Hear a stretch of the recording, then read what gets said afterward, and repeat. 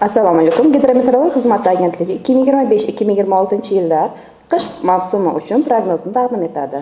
Mazkur prognoz iqtisodiyot tarmoqlari va aholining ehtimoliy sovuqlar va noqulay ob-havo sharoitlariga tayyorgarligini ta'minlash maqsadida tayyorlangan. Mavsumiy prognoz maslahatomuz xarakterga ega. 2025-yil dekabr oyi normaga nisbatan biroz issiqroq bo'lishi kutilmoqda.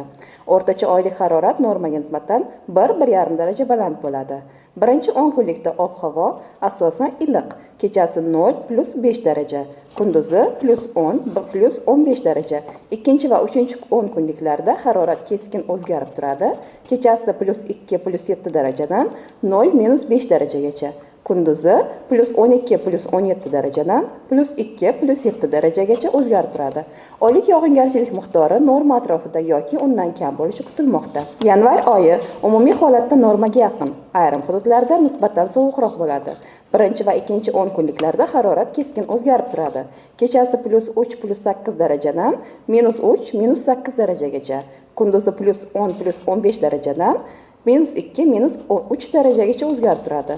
3-10 kunlikda anomal sovuqlar kutilmoqda.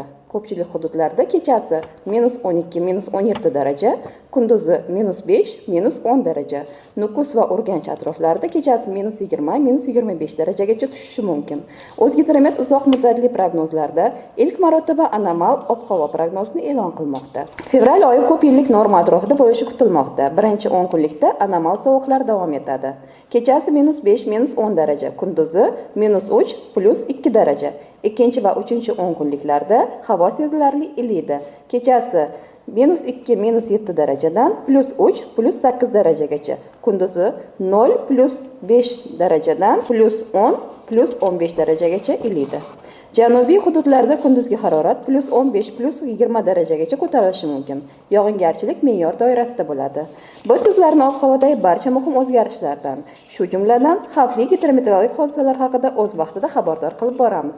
E'tiboringiz uchun rahmat, sog' salomat bo'ling.